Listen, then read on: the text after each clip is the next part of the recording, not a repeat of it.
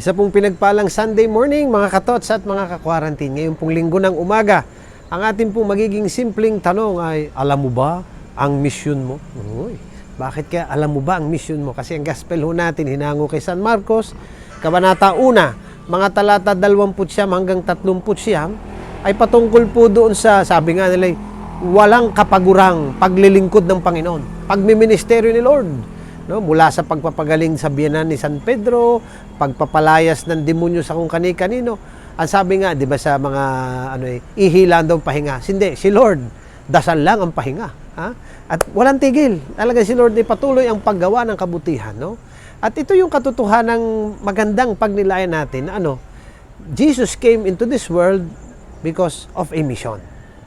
At kasakabit ng katotohanan yan, tayong lahat na nailigtas, tayong lahat na nabiyayaan na ng pananampalataya, kakabit tayo ng mission ni Lord.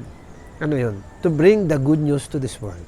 Ang mabuting balita ay dapat nating dinadala sa mundong ito.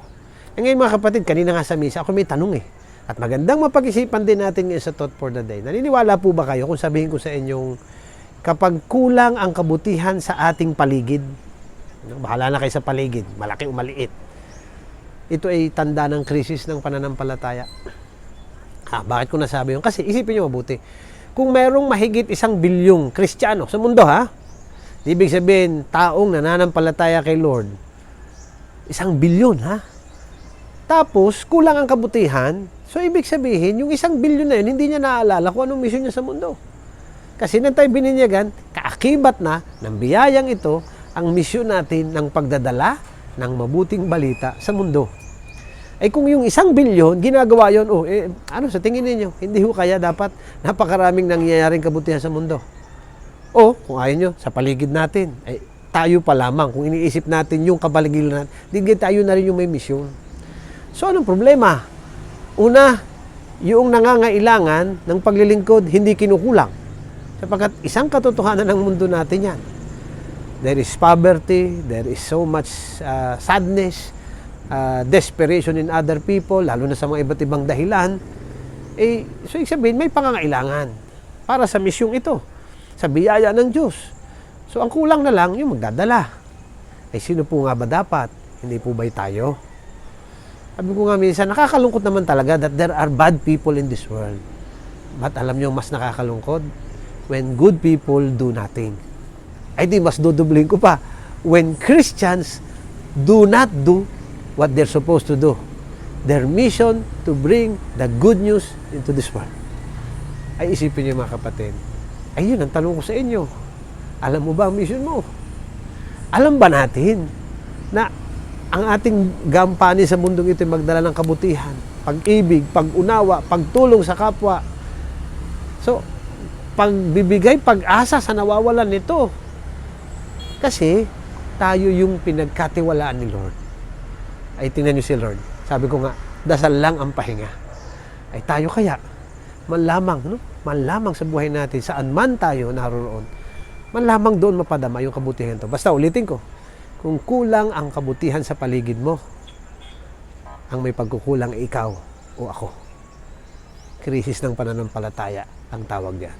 Sapagkat ikaw at ako, may misyon tayo para gawin ito. Ang kabutihan at ang pagdadala ng mabuting balita sa mundong ito. Okay po? Okay, kita nyo yon.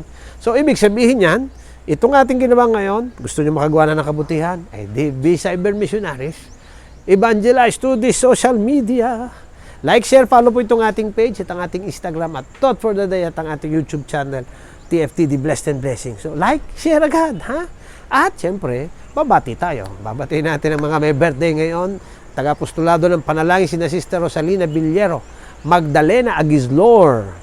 Happy birthday din, Kim Larga. Happy birthday, Kim. Gayon na rin sa aking dating kabasketball si Bobby Resio, kanyang 55th birthday. Gayon na rin sa aking apong si Harper Sandoval Ang, na nasa Dubai. Kay Alfred Ofresio, kay Father Julius de Gracia, Father Rick Panghulan, Jomel Moldogo, kay Ira Luisaga, kay Kendrick Ivan Panganiban, kay Father Richard Panganiban, ang aking mentor. Happy birthday, Father Richard. Ngayon na rin kay Tita Charity Renegado ng aking dating parokya sa Alitagtag. Pagbati na rin ng happy birthday kay Ethan Uzaya Ilagan. Happy birthday sa inyong lahat and more blessings po sa special day nyo. At special shoutout po sa Guadalupe Villaviejo, Guadalupe Viejo Village. Piyesta nila ngayon. At syempre, shoutout po, pasalamat kay Ate Jane at kay Kuya Bong Batong na nagpadala ng foods. Thanks be to God na magaling na po si Kuya Bong. At gayon na rin po ang paghingi ko ng panalangin para sa kaluluwa ni Mother Felina Castillo ng MCST. Parang hindi Castillo, pero sige, hindi bali na. Basta't si Mother Felina ng MCST. Repose of her soul, prayers po. At syempre, hindi natin dapat kalimutan dahil we are the bringers pala ng the good news, ay di, anong dapat? Always be blessed and be a blessing.